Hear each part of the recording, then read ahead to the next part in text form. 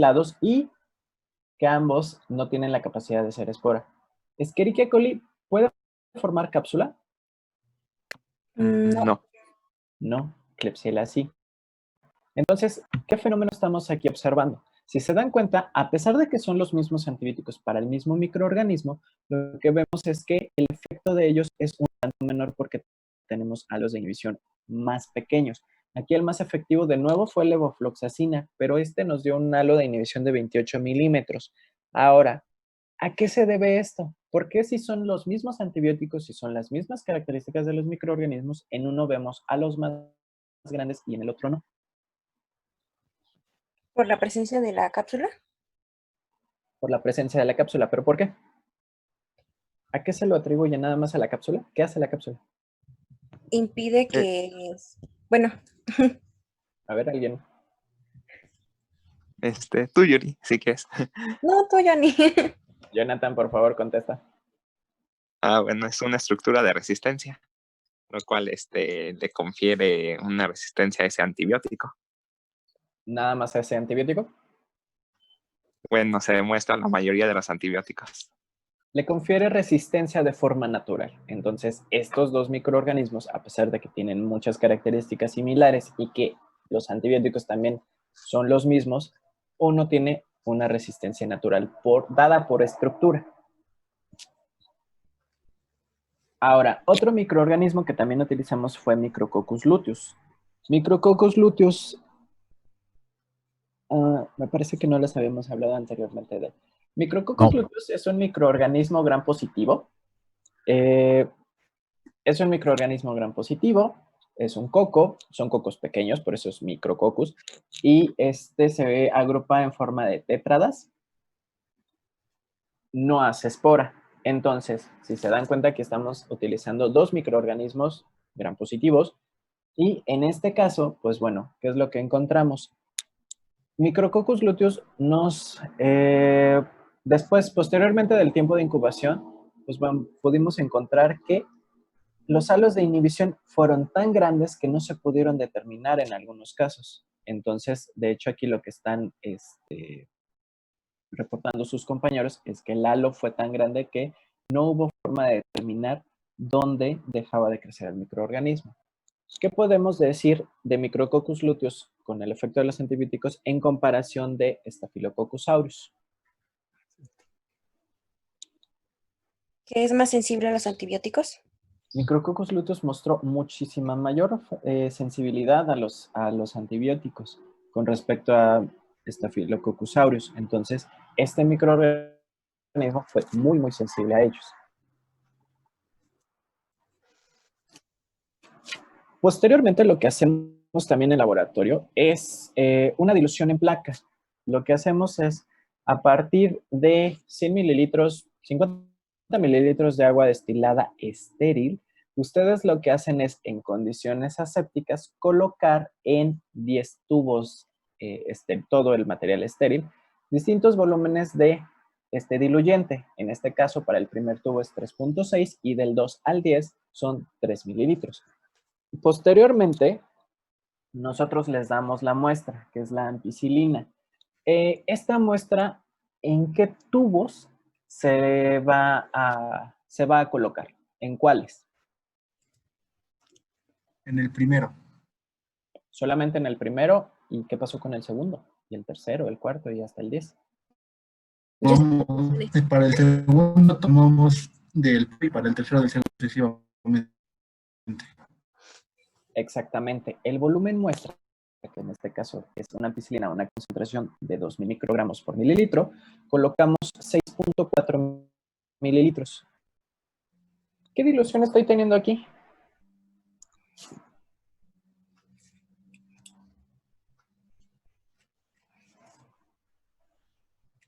¿6.410? 6.410. Ah, caray. Sí, sí, es así. Pero ¿cuál sería la forma correcta de expresarlo? Ajá. 1 a 2.7. No. No. 6.4 a 10. La forma correcta de expresar una dilución, ¿cuál es?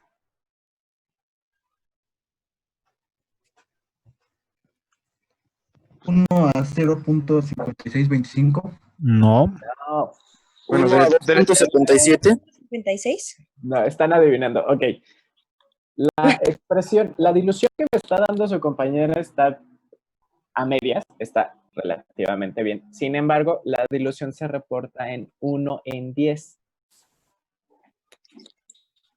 Sí, esto no se les debe de olvidar. Si me reportan, si ustedes nada más me están diciendo 6.4 en 10, no es la forma más correcta de reportar una dilución. Aquí estamos haciendo una dilución 1 en 10.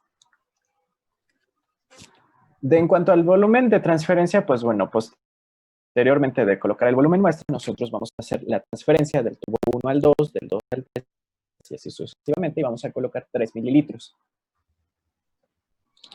Ya que hicimos esto, vamos a hacer una transferencia de esta dilución en placa. Lo que vamos a hacer es colocar en 10 placas de Petri 2 mililitros. Este es un volumen de transferencia en placa. Y posteriormente, a cada placa lo que nosotros hacemos es adicionarle un diluyente. Este diluyente es un medio de cultivo que se llama agar BHI.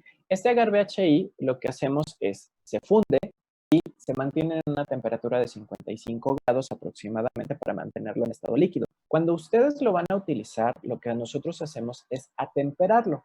Básicamente, bajo el chorro de agua, lo que hacemos es atemperar, no enfriar, porque si nosotros lo enfriamos, el medio se va a gelificar. Entonces, lo que hacemos es atemperarlo, medimos la temperatura.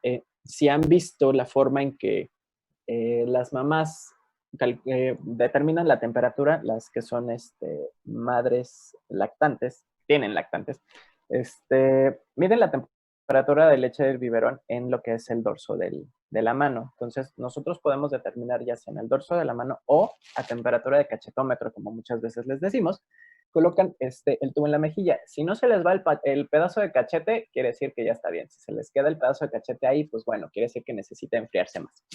Entonces, lo que hacemos es determinamos esa temperatura y vaciamos todo el contenido en la placa de Petri.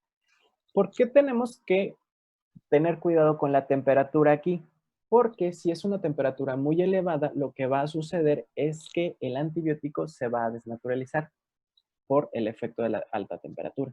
Entonces, ya que nosotros adicionamos el medio, vamos a tener la placa de esta manera, más o menos, y lo que hacemos es mezclar 6 veces a la derecha, 6 veces a la izquierda, 6 veces hacia arriba, 6 veces hacia abajo y 6 veces hacia un lado y 6 veces hacia el otro.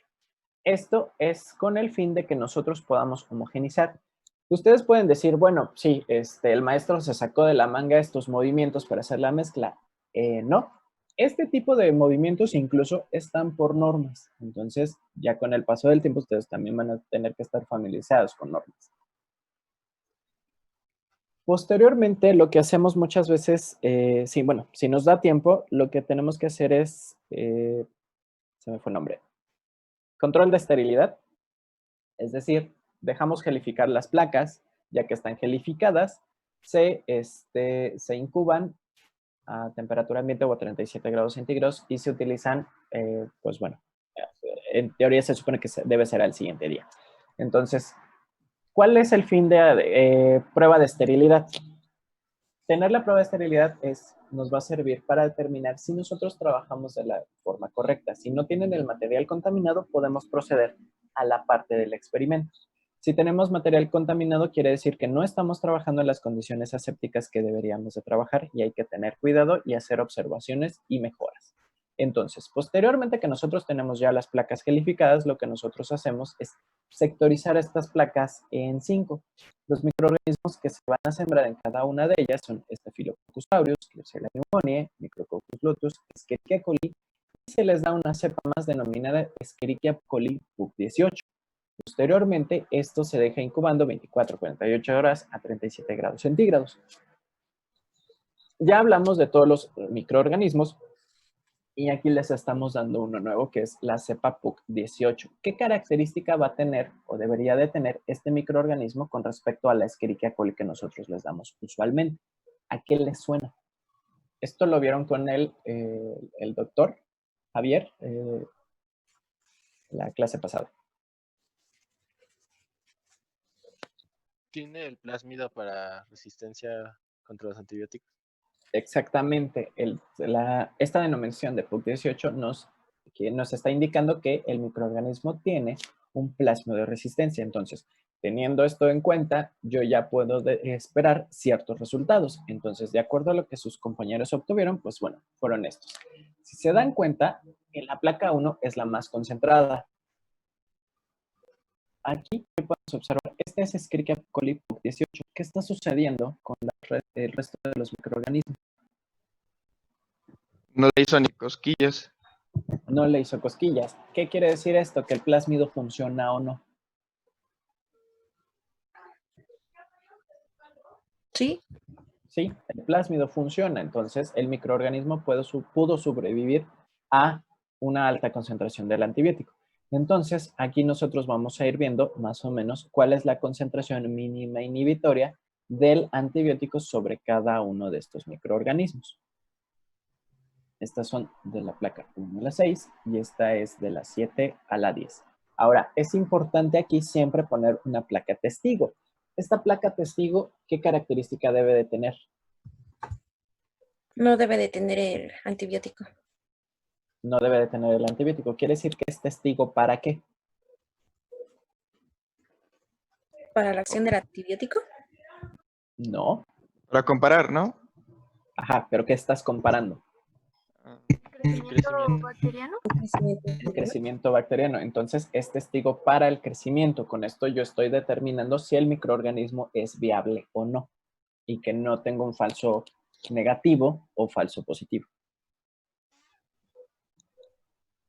Estos son otros resultados, pero aquí quiero que observen, me llama mucho la atención en esto, ¿sí? Este es Escherichia coli PUC18 y este es Klebsiella pneumoniae. Aquí podemos observar que en este caso, Klebsiella parece ser que sí está creciendo. ¿Por qué podría crecer? Podríamos decir que sí sería viable que Klebsiella pudiera crecer aquí.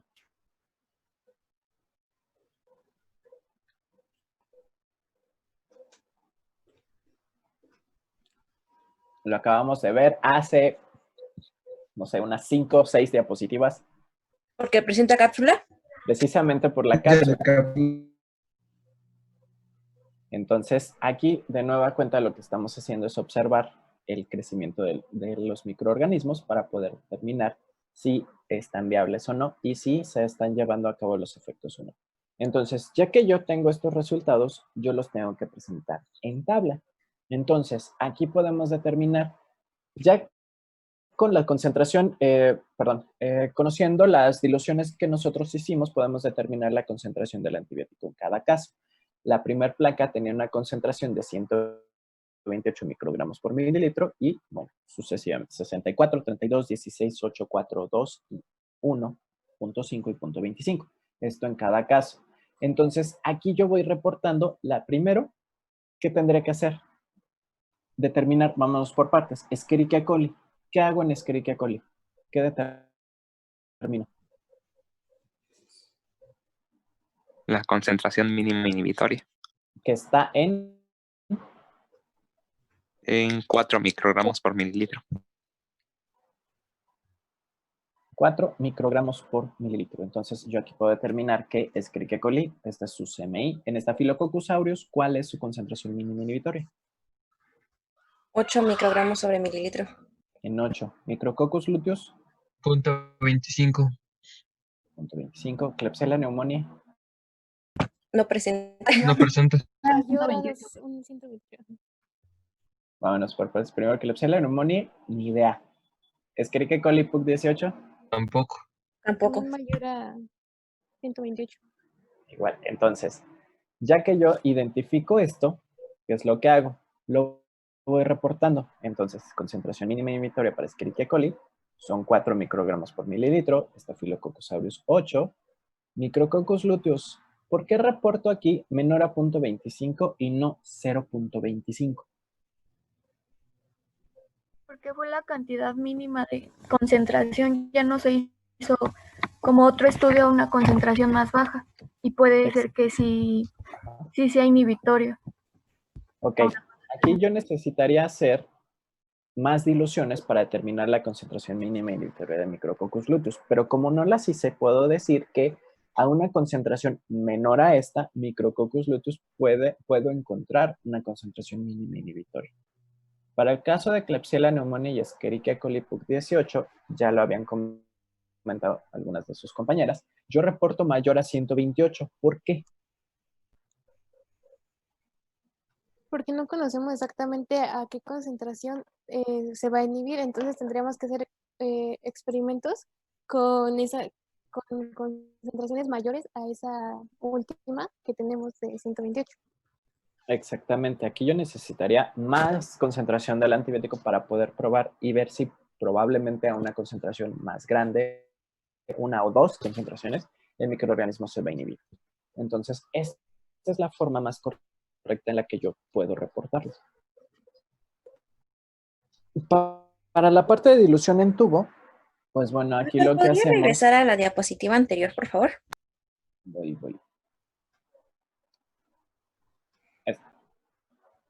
Gracias. ¿Hicieron captura de pantalla? Entonces, ¿qué es lo que hago aquí?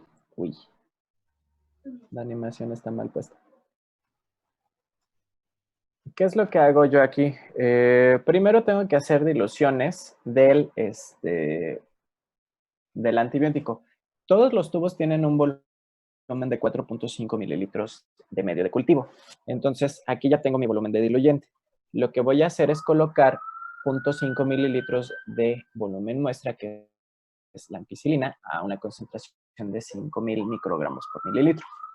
Recuerden, el volumen muestra únicamente va en el primer tubo. A partir de ahí, yo hago la transferencia. Lo que voy a hacer es transferir 0.5 mililitros del tubo anterior, del tubo previo, exceptuando al tubo testigo. El tubo testigo es el número 11. Posteriormente, lo que yo hago es sembrar por una asada al microorganismo, que en este caso va a ser Micrococcus luteus. Micrococcus luteus yo lo voy a sembrar por una asada a todos los tubos, incluyendo el testigo. Hay que recordar que el testigo es testigo positivo a crecimiento y no debe de tener antibiótico. Entonces, de nuevo, yo lo incubo 24 horas y aquí determino la concentración mínima inhibitoria. Entonces, para este caso, ¿dónde se encuentra la concentración mínima inhibitoria? En el tubo 9, ¿no? ¿Y cuál es la concentración del tubo 9? Aquí, de acuerdo a los resultados de sus compañeros en la foto, parece ser que en el tubo 9. De acuerdo a lo que ellos reportaron en la tabla, pues no es así, no es en el último tubo, sino que ellos están diciendo que hay que recordar aquí que probablemente lo que pasó es que la biomasa se fue al fondo, entonces necesitaríamos resuspender para poder observar si hay crecimiento o no. Entonces, de acuerdo a la fotografía, aparentemente en el tubo 9, sin embargo, bueno, ya reportado, tenemos que a estas concentraciones de 555.5, 61, 6.8, etcétera, ya ellos reportan la concentración mínima inhibitoria. Entonces, tomando de base la concentración de la tabla, ¿cuál sería la concentración mínima inhibitoria?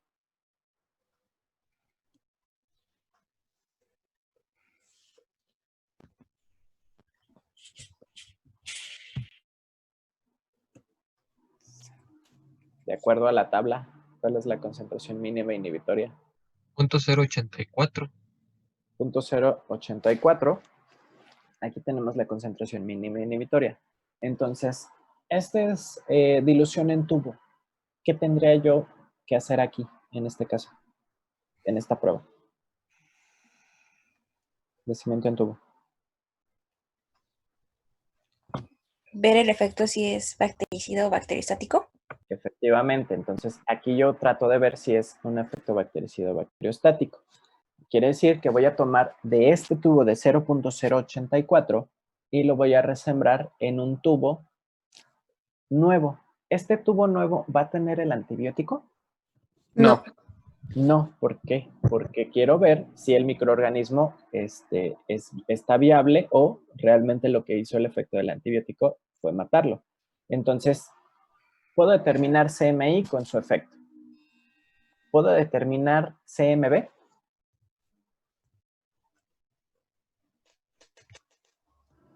Sí, haciendo una resiembra de tubos anteriores. Bueno, o sea, de los mismos tubos que hicieron la... ¿Dónde dejó de crecer? Exactamente. Entonces, para este caso, para determinar CMB, yo tomo el tubo previo. Puedo utilizar 0.76. En ocasiones vamos a encontrar que se utilizan normalmente 3 tubos más, es decir, aparte de CMI, otros 3. Sin embargo, bueno, por cuestiones de recursos, nosotros nada más utilizamos la concentración previa. Entonces, posteriormente a ello, lo que nosotros hacemos es determinar su efecto. Entonces, aquí sus compañeros, después de la resiembra, encontraron esto, que el efecto de la concentración mínima inhibitoria es un efecto bactericida. Por tanto, también a 0.76, una concentración mayor, el efecto fue bactericida.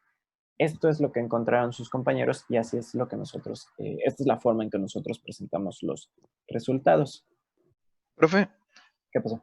¿pero qué no en ese caso entonces el CMB coincidiría con el CMI? Porque pues básicamente en el punto 0.84 los dos tuvieron ya actividad bactericida. Efectivamente, CMI y CMB están en la misma concentración, pero supón tú que 0.84 hubiera sido bacteriostático. Entonces, aquí sí se tienen que reportar 0.76, sí, en cada dado caso que hubiera sido bactericida. Sí, se siembran los dos porque no sabemos cómo va a ser el efecto. Sí. De hecho, esta es una imagen que encontré en la red. Aquí nos dice, la CMI de este ejemplo está a una concentración de 4 microgramos por mililitro y el efecto es bacteriostático, porque cuando sembraron al microorganismo de nuevo, creció.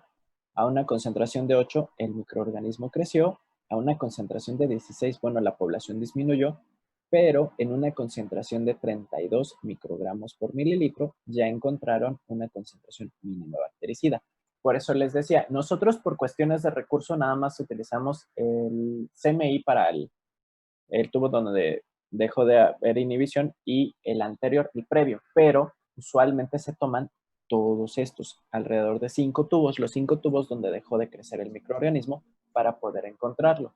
Si aquí aquí el microorganismo no hubiera crecido, entonces podemos decir que a una concentración de 4 microgramos por mililitro está la concentración mínima inhibitoria y la concentración mínima bactericida.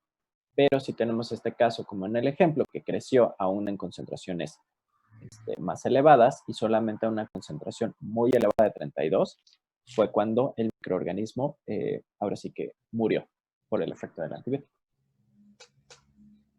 Ahora, igual que ahorita, bueno, les añadí esta tabla con respecto a los antibióticos. Es una línea del tiempo de cómo se fueron descubriendo y cómo se fueron utilizando.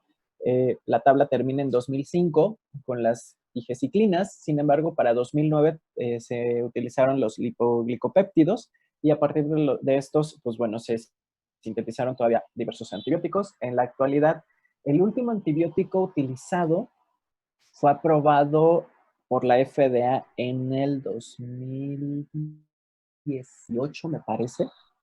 Fue el último antibiótico de los nuevos, ¿sí? O sea, no hay más antibióticos. Estamos en una situación de esas magnitudes. Se han utilizado combinaciones de antibióticos, por ejemplo, estos que son ceftazolona con tazobactam o avibactam, ceftazidima, avibactam, o amoxicilina ácido clavulánico. Estas combinaciones lo que son es un agente inhibidor de las enzimas que degradan el anillo beta-lactámico más el antibiótico. Entonces, lo que se han estado utilizando es estas combinaciones. Sin embargo, el uso de estas combinaciones también afecta a la microbiota del ser humano. Es decir, los antibióticos van a ejercer su efecto tal cual.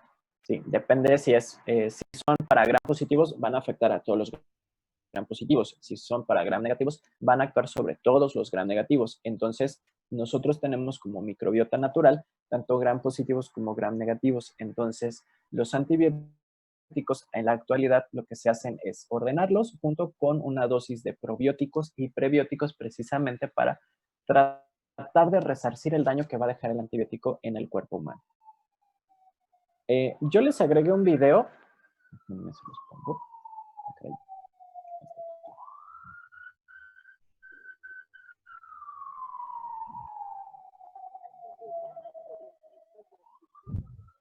Difusión en disco. El aislamiento e identificación de un agente infeccioso a partir de una muestra clínica proveniente de un paciente. Ale, no sé si pudiera subir un poquito el volumen. Se oye muy bajito, Ale. Gracias. A la acción de los más nuevos y potentes agentes antimicrobianos. El método Kirby-Bauer o de difusión en disco es el método cualitativo más utilizado para determinar la sensibilidad de un agente bacteriano frente a un antibiótico.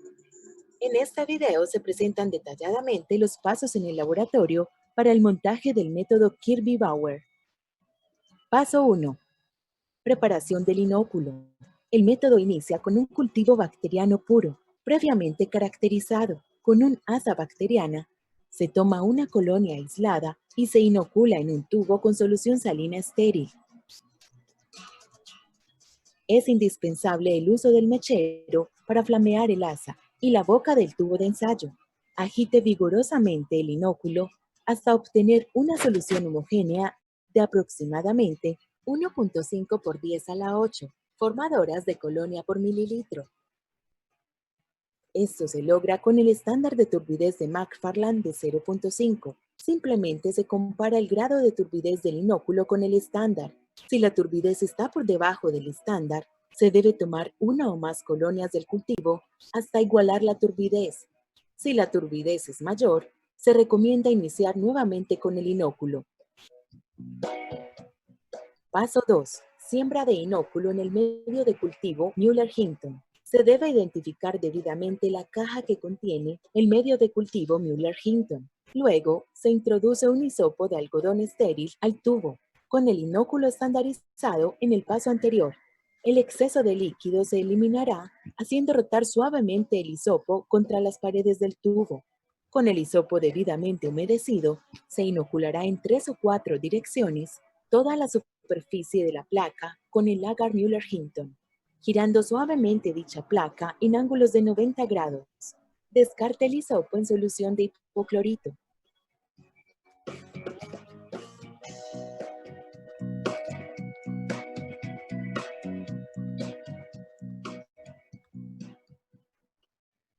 Paso 3. Aplicación de los sensidiscos. Con una pinza estéril, tome con precaución los sensidiscos previamente seleccionados, según criterios microbiológicos y criterios médicos veterinarios. Los sensidiscos contienen los antibióticos a evaluar. Ubíquelos simétricamente en la superficie del agar Müller-Hinton. Para algunos microorganismos se puede usar agar sangre.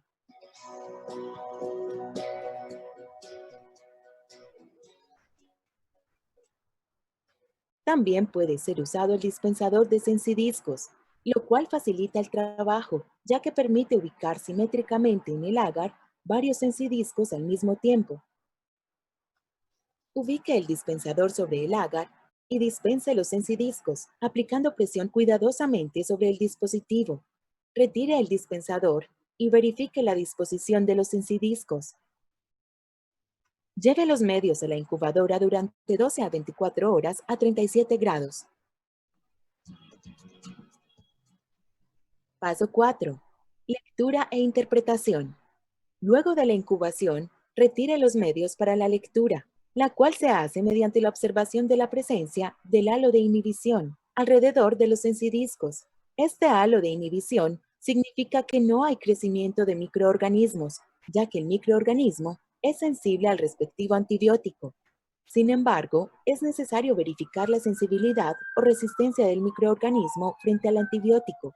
Esto se hace midiendo el diámetro del halo de inhibición, resultado que debe ser consultado en las bases de datos y la literatura, y de esta manera poder recomendar un antibiótico para el tratamiento. De todas maneras, el médico veterinario es el responsable del tratamiento y deberá tener en cuenta todas las precauciones y recomendaciones para el uso racional de antibióticos.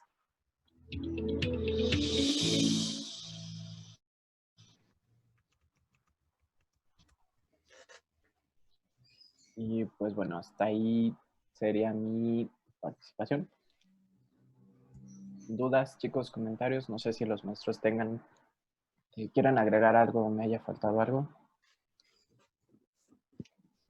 Bueno, yo nada más, Alex, en el caso de la dilución del antibiótico, me parece que ahí hubo como una pequeña discrepancia con los muchachos que no entendían muy bien. Creo que eran, ¿qué? 3.6 en 6.4, algo así, no recuerdo muy bien. Sí, eran 3.6 en 6.4. Entonces, ¿qué es 3.6 en 10? Porque el volumen final era 10. Y no, miento, al revés, creo que era 6.4 en 10. 6.4 en 10. Había que dividir 6.4 entre 6.4 y 10 entre 6.4 para obtener la dilución correcta, que era 1 es a 1.55, una cosa así. Creo que eso era en lo que quedó un poco de duda, ¿sí? Porque estaban entrando en confusión. Pero entonces es así, ¿verdad, Oscar? Sí, así es. Ajá. Nada más fue un poquito lo que había que, pues, poner más claro, nada más, para que ya no les quede duda. No sé, chicos, si a alguien de ustedes les quedó duda con respecto a este punto. ¿O quedó claro de dónde salió en 1.56, algo así? No recuerdo muy bien. Sí, era 1.56 la dilución. 1 es a 1.56. Chicos. Sí quedó No, claro. sí quedó claro. Gracias. Otro detalle también que se me estaba pasando. En las placas de Kirby-Bauer, las grandes que utilizamos, se utiliza el medio de Müller-Hinton. El medio de Müller-Hinton se utiliza de forma, ahora sí que estandarizada, para hacer los antibiogramas, porque es un medio de cultivo que nos va a permitir una mejor difusión del antibiótico.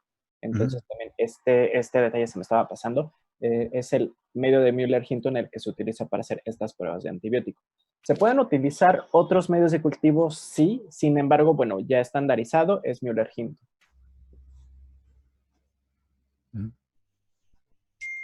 Bueno, Alejandro, ¿puedes dejar de compartir tu pantalla? Sí, claro.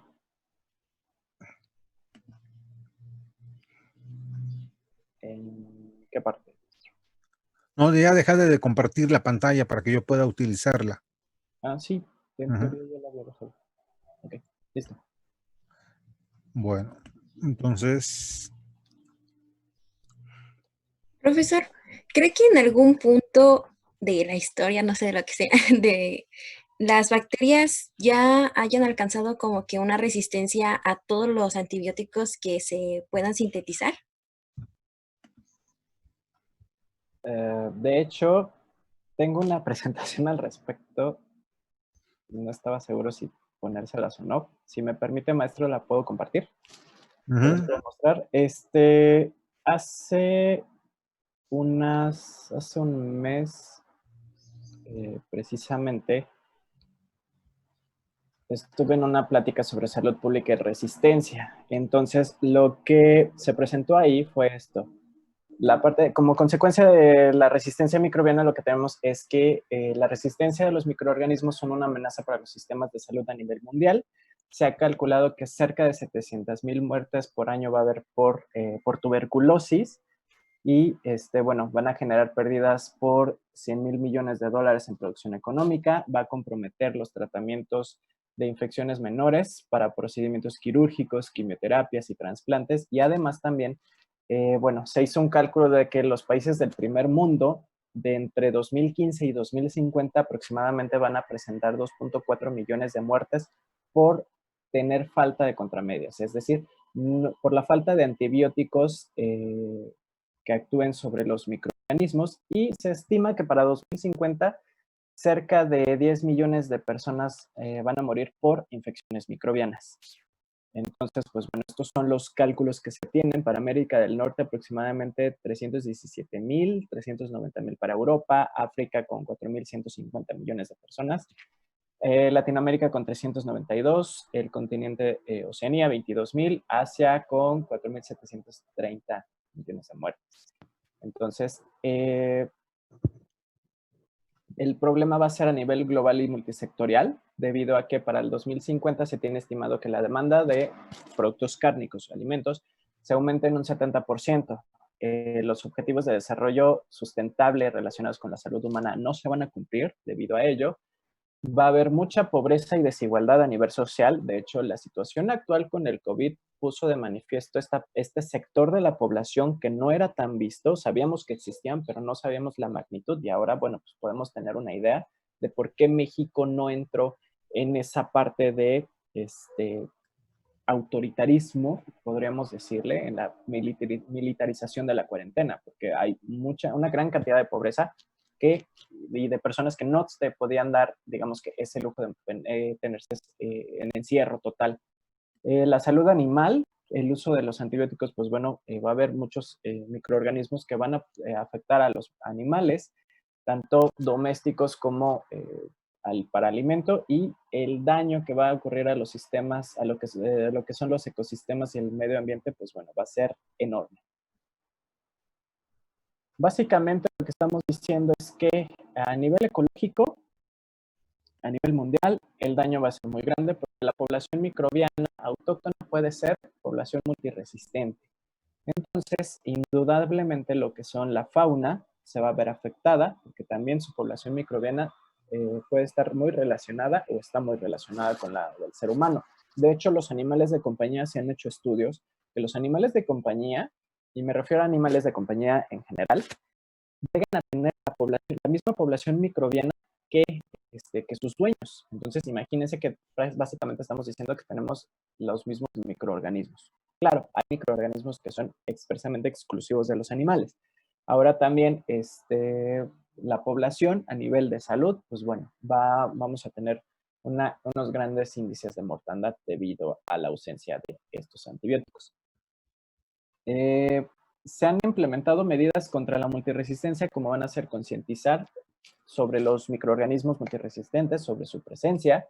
La vigilancia y monitoreo de los brotes, pues bueno, se va a tener que hacer todavía con mayor cuidado. Esta situación actual, pues bueno, está generando que esta vigilancia y monitoreo sea todavía más puntual. Mejorar el mejoramiento y el desarrollo de las guías tanto para la detección como para las buenas prácticas de alimentos y la agricultura, y también se van a establecer mejores medidas para la regulación de los antibióticos. Además de que, en consecuencia, se deben de desarrollar políticas en pro del bienestar tanto humano como ecológico. Entonces, ¿cuánto tiempo nos va a quedar para una era de posantibióticos? No lo podemos determinar. ¿Puede llegar un punto en el que todos los microorganismos sean resistentes a todos los antibióticos? Puede suceder. Sin embargo, también algo importante que hay que recalcar aquí es que de forma natural esta evolución se va a ir dando. Esta evolución de que la resistencia a un antimicrobiano se tiene que generar. Sin embargo, la velocidad con la que se genera va a depender del ser humano, porque si nosotros consumimos los antibióticos de forma indiscriminada y desmedida, pues bueno, lo que estamos haciendo es acelerar esto. Entonces, ahorita actualmente para salud pública hay una gran cantidad de microorganismos que están generando problemas de salud. Por ejemplo, el caso que les comentaba de la señora, me parece que fue en 2016, fallece por una infección de un microorganismo pandrogo resistente. Actualmente está una levadura que es Candida auris, que está generando también un problema de salud pública, con brotes, y es muy difícil de eliminar. Entonces, de forma natural, los microorganismos lo tienen, y de forma, digamos, lo que antinatural, el ser humano lo está generando. Entonces, hasta ahí. Ese aumento del 70% en alimentos cárnicos, o sea, lo que nos está tratando de decir es que las otras alternativas, como puede ser, pues de fuentes naturales o posiblemente de los insectos, no va a tener tanto auge todavía. No son predictores. Estos son nada más estimadores. Del consumo actual, lo que se hace es un cálculo de cómo se está, me parece que esto empezó en 2015. Se hace la estimación, se hace el cálculo de cuánto aumentó la demanda de 2015 a 2016, de 2017 a 2018. Entonces, esto nos da un comportamiento. Es decir, se aumentó en un 20% por año. Entonces, se hace un cálculo que para 2050 la demanda de estos alimentos va a estar en un 70%.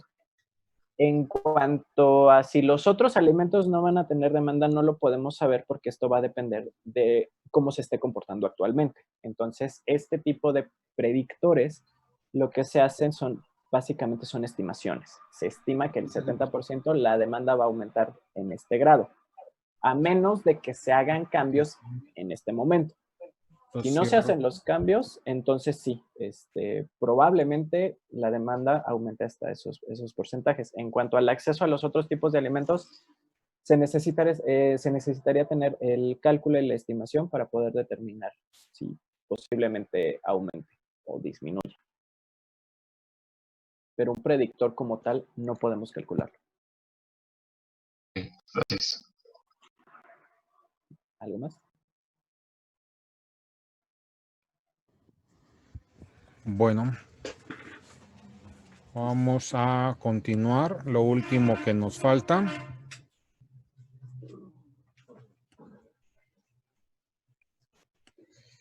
Entonces vamos a... Profesor, ¿las presentaciones de las prácticas las van a compartir?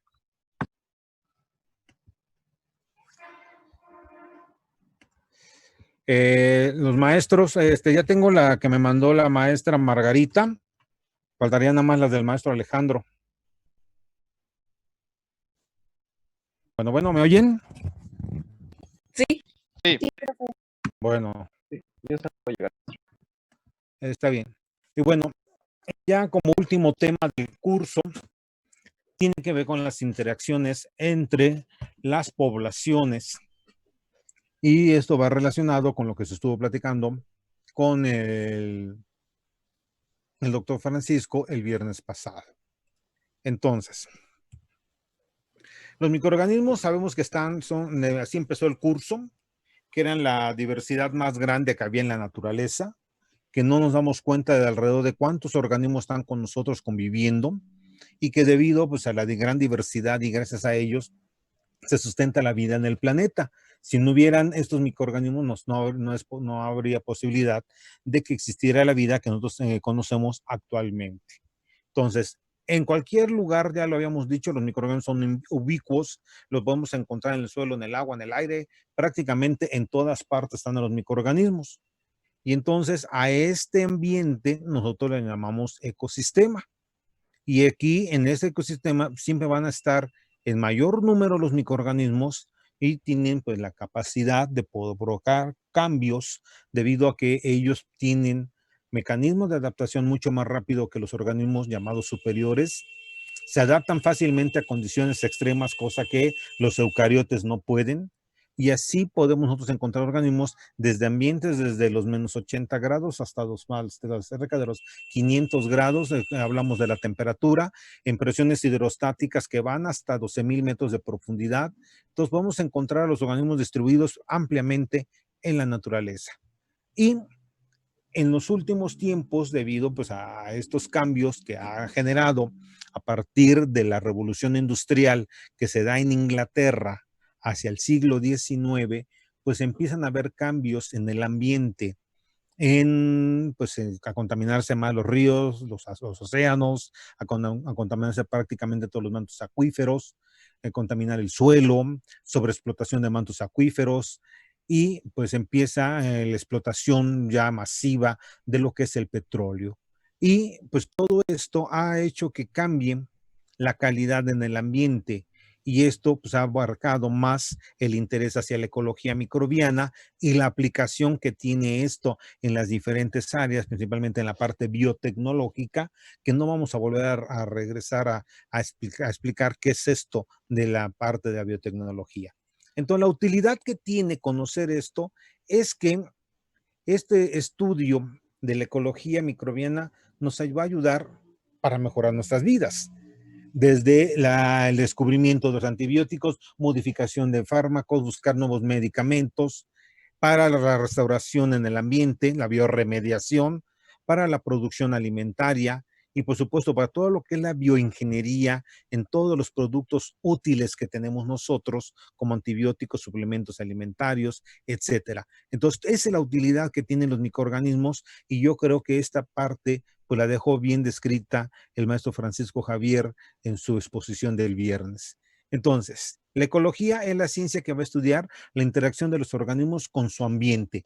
Este ambiente puede ser biótico, es decir, organismos vivos, y puede ser abiótico con lo que no tiene vida, que ya fue lo que revisamos toda la parte de temperatura, pH, potencial oxidorreducción, presión osmótica, presión hidrostática, etcétera.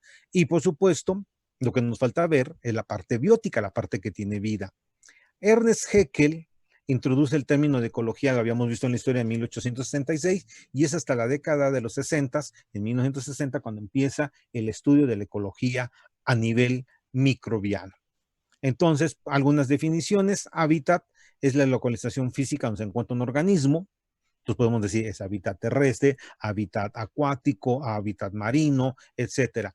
El nicho ecológico es el donde decide el hábitat físico y el papel que juegan las funciones de las interacciones de los microorganismos con este espacio. La comunidad es la totalidad de varias poblaciones que están interactuando en un determinado hábitat. Y el ecosistema es el conjunto junto con su medio completamente abiótico. Entonces, la ecología microbiana es la ciencia que explora las interacciones del microorganismo con el ambiente y el efecto que van a tener sobre el mismo. Las asociaciones microbianas mantienen un equilibrio en el ambiente entre la relación abiótica, todos los factores físicos, químicos, y la interacción con organismos. Estos interacción con organismos pueden ser entre organismos similares, es decir, microorganismo con microorganismo, microorganismo planta, microorganismo animal, microorganismo hombre, etcétera. Esa es la interacción biótica. Entonces, el ambiente es el conjunto tanto de factores abióticos, físicos y químicos, como los factores biológicos, los factores bióticos que actúan sobre un organismo vivo.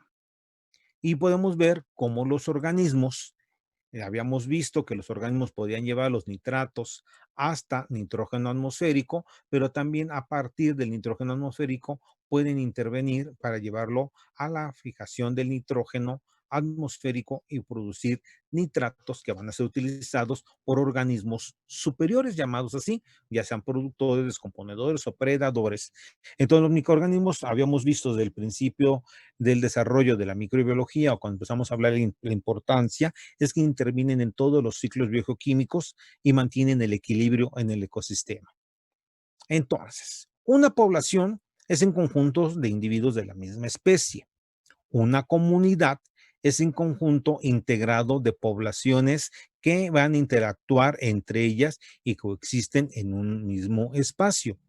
Un gremio es la agrupación de poblaciones que utilizan los mismos recursos, y el ecosistema sería el conjunto de comunidades de micro y macroorganismos que coexisten en el ambiente. Es decir, nosotros tenemos una población politécnica.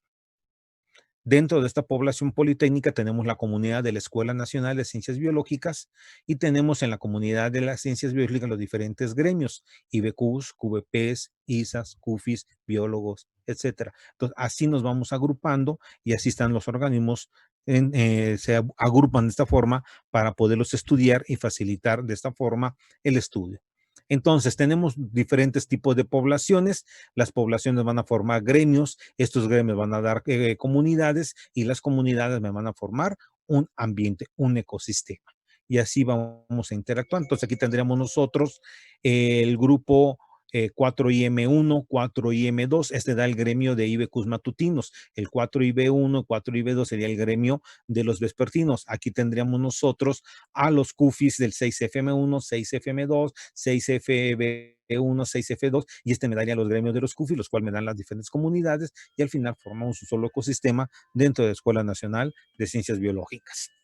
Entonces, generalmente los organismos van a interaccionar de manera positiva o negativa. O sea, lo importante es que vayan a ser de forma positiva. Negativa, ¿para qué los quiero si me van a provocar un daño? La neutralidad prácticamente no existe o es poco frecuente. Los organismos cooperan cuando las densidades son bajas, pero cuando las densidades son altas, los organismos van a competir. Y entonces, en vez de ser cuando las densidades poblacionales son bajas y van a cooperar, la interacción va a ser positiva. Pero si las comunidades o las poblaciones son muy grandes, una densidad poblacional muy alta, entonces compiten y el efecto va a ser generalmente negativo. Y así son las interacciones dentro de los organismos. Y aquí podemos ver una diversidad en un ambiente donde podemos encontrar bacterias, encontramos hongos, encontramos diferentes tipos de bacterias, porque lo más abundante en la naturaleza, habíamos hablado desde el principio, que son las bacterias, siempre va a ser la vida procariótica la más abundante. Entonces, las asociaciones pueden ser benéficas o sinérgicas, en el cual, pues, entre ellos se van a ayudar para poder desarrollar. Estas interacciones benéficas, aquí le dejo el neutralismo en interrogación, porque para mí el neutralismo no es ninguna relación, pero vamos a ver de qué se trata esto. El comensalismo, la protocooperación y la simbiosis.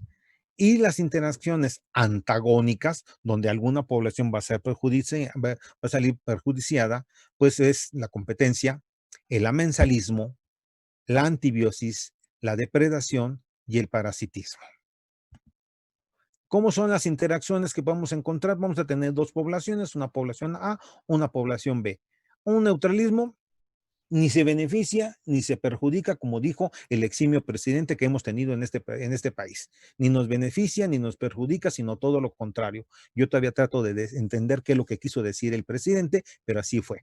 El neutralismo. Ninguna de las dos poblaciones están interactuando. Por eso le digo, es la no relación, porque no interactúan ni en el espacio ni en el tiempo. El comensalismo, una no se ve perjudicada y una se ve beneficiada. En el sinergismo o protocooperación, ambas salen beneficiadas. En el mutualismo o simbiosis, ambas salen beneficiadas. Entonces, ¿cuál es la diferencia entre un sinergismo y una protocooperación con un mutualismo o una simbiosis? Una no es obligada y la otra sí es obligada. En la competencia, ambas van a salir perjudiciadas.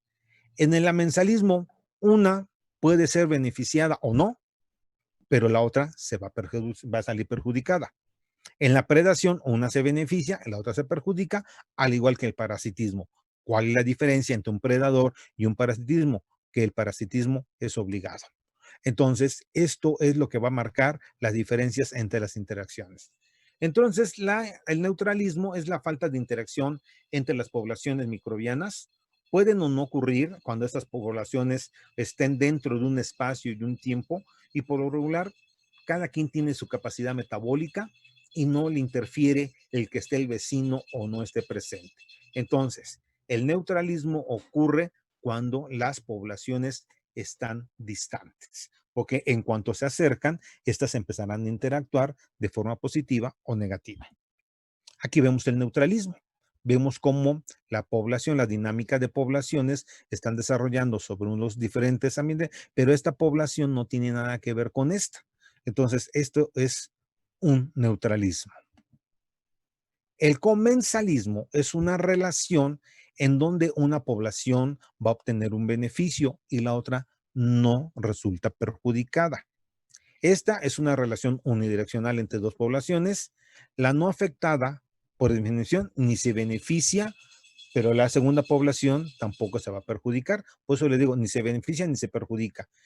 ¿Cuál es el ejemplo que tenemos? Pues aquí tenemos nosotros nuestra microvellosidad intestinal y tenemos todas las bacterias que forman parte de nuestra microbiota intestinal, pues que son comensales. donde pues nosotros podemos salir beneficiados porque nosotros no podemos sintetizar ciertos compuestos o degradar ciertos compuestos y las bacterias lo hacen por nosotros y pues las bacterias viven ahí tranquilas y sin ningún problema. Entonces tenemos el comensalismo, aquí lo tenemos nosotros, interactúan con toda nuestra biota normal que tenemos en piel, en diferentes órganos, en diferentes tejidos, son comensales porque no nos provocan ningún daño. Al contrario, nosotros recibimos un beneficio al tenerlas dentro de nuestro cuerpo. Por ejemplo, nosotros tenemos diferentes especies de organismos, lactobacilos por la abundancia, por la característica ácida que podemos nosotros tener en esta parte anatómica de nuestro organismo, donde tenemos cargas bacterianas de 10 a la de 10 a la 3 UFCs por mililitro. En Profe, cambio, mándeme. por eso entonces es bueno tomar Yakult. Exactamente, porque son probióticos. Pero más de que tomar probióticos, hay que tomar los prebióticos, los alimentos que alimentan valga la redundancia, a los probióticos. Entonces, ahí empezamos. Entonces, ya lo entenderán ustedes ahora cuando lleven toda esta parte de alimentos, van a entender todo esto, lo que es un prebiótico y un probiótico, cuando lleguen ahí a plantas piloto, donde hacen yogures y demás. Le tenemos los enterococos y los lactobacilos, que lo vamos a encontrar desde el duodeno hasta el yeyuno, donde encontramos poblaciones de 10 a la 2 a la 10 a la 9. Pero vean ustedes el colon, todo el intestino grueso, la cantidad de 10 a la 4 hasta 10 a la 12 UFCs por mililitro o por gramo. Aquí encontramos a todas las enterobacterias.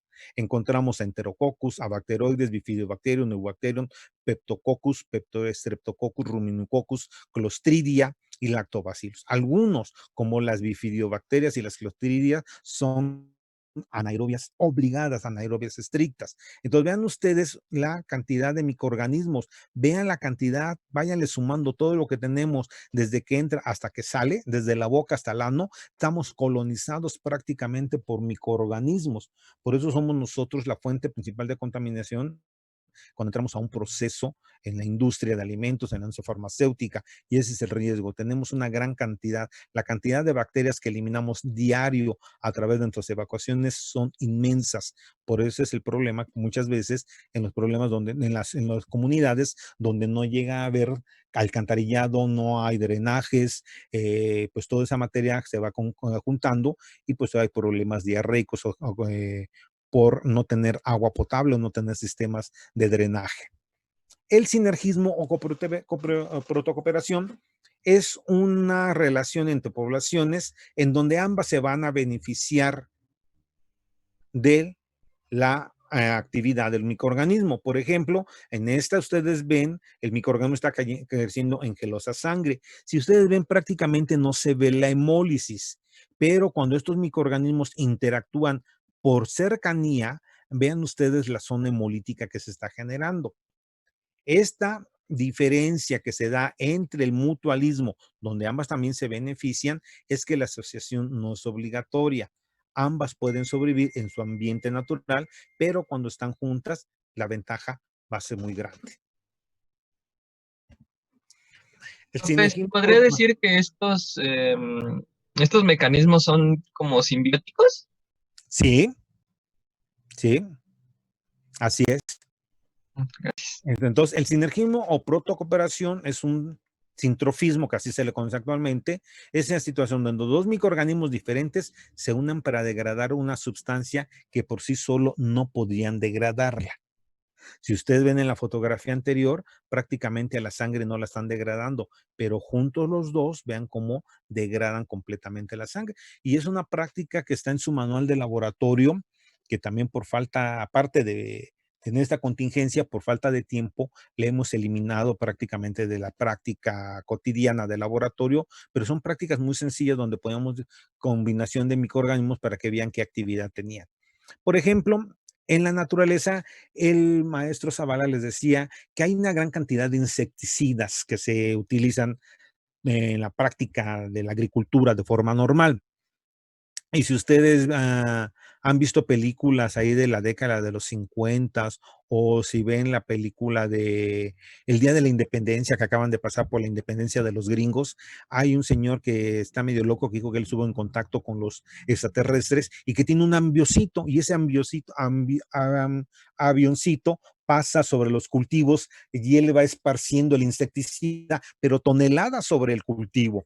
Entonces, esta sustancia, el paratión, todos estos compuestos están prohibidos, pero si nosotros hiciéramos un análisis de lo que hay en la superficie de la naranja, de la guayaba, de la uva, de todas las frutas que comemos de forma natural, hay residuos de paratión y malatión.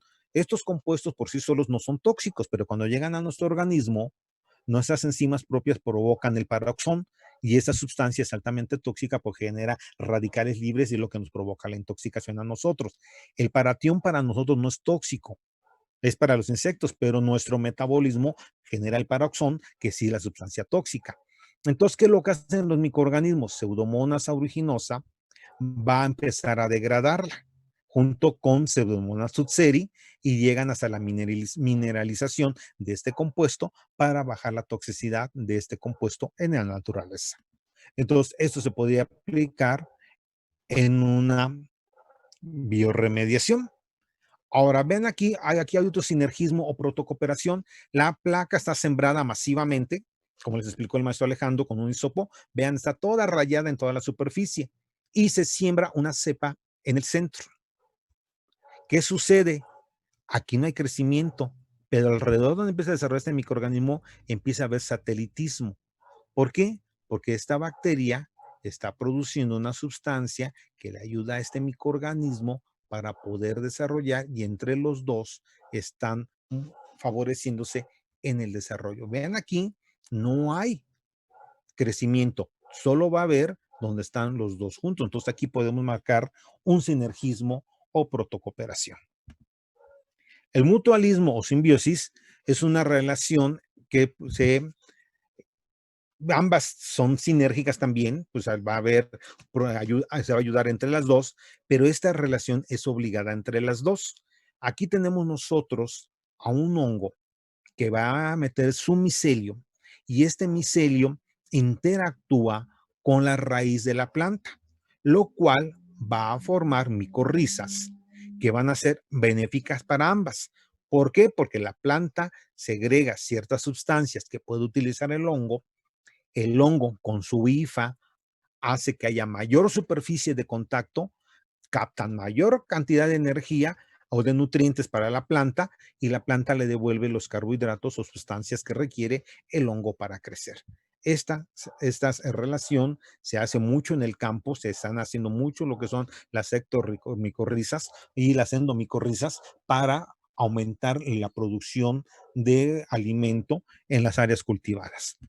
Entonces vean aquí, esta es una interacción de Rhizobium, es una bacteria que fija nitrógeno, que cuando está unida a la raíz forma nódulos, esa es una interacción tras simbiosis que tenemos de organismos donde se ven beneficiados ambos, donde el microorganismo le fija nitrógeno a la planta le da los nutrientes y protege al microorganismo de la predación y ambas se van a ver beneficiadas.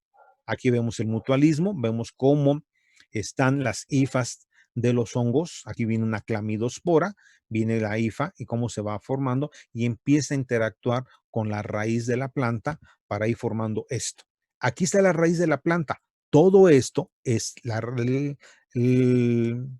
micelio del hongo que ha crecido y vean ustedes el tamaño, qué cantidad de nutrientes puede absorber al tener esta superficie de contacto la planta. Aquí vemos diferentes interacciones, lo han visto ustedes, los líquenes que se forman entre los árboles, en la corteza de los árboles, van desarrollando a través de esta simbiosis. La competencia, estas ya son interacciones negativas. Una población pues va a verse afectada cuando está presente el otro. Entonces, tienen que producir sustancias que van a estar inhibiendo o van a, como en el caso de las bacterias o los microorganismos que producen antibióticos, liberan estas sustancias para inhibir el desarrollo del otro. Entonces, aquí la limitante es el espacio nutriente, por lo tanto, tienen que competir para ver qué sucede. Entonces, ¿qué van a estar relacionadas estas poblaciones? Hay alta velocidad de crecimiento de los microorganismos, toleran factores abióticos, temperatura, pH, concentraciones de solutos, tienen capacidad de reproducirse a bajas concentraciones de nutrientes y tienen capaces para sintetizar sustancias de material de reserva. Entonces, aquí tenemos una gráfica donde podemos encontrar el microorganismo que está creciendo en ausencia del competidor. Tenemos los dos cepas. Pero ¿qué sucede cuando estos Paramecium, tanto Aurelia como Caudulatum, cuando los ponemos en competencia? Vean cómo ya no alcanzan la misma concentración ni la misma velocidad. Uno se va a ver afectado porque están compitiendo por el espacio. Entonces, en especies separadas, las dos crecen, pero cuando hay competencia, vean cómo una va a salir perjudicada, mientras que la otra se va a beneficiar de esta relación. El amensalismo es cuando una población produce una sustancia, pero que no es antibiótico. Es una sustancia, puede ser producción de un ácido, producción de cualquier otra sustancia que inhibe el desarrollo del microorganismo. Pueden ser toxinas o cualquier otro compuesto. Y estos compuestos van a inhibir el desarrollo de otro organismo. Vean ustedes, esta bacteria que está aquí está inhibiendo el desarrollo de este hongo por la producción de una sustancia que inhibe su crecimiento. Aquí, en el caso de tricoderma, aquí es otro tipo de competencia que se están dando, mecanismo de acción de este organismo, está desarrollando la IFA y produce sustancias, pero aquí hay una antibiosis, ya empieza a producir un compuesto que va a inhibir el desarrollo de otro tipo.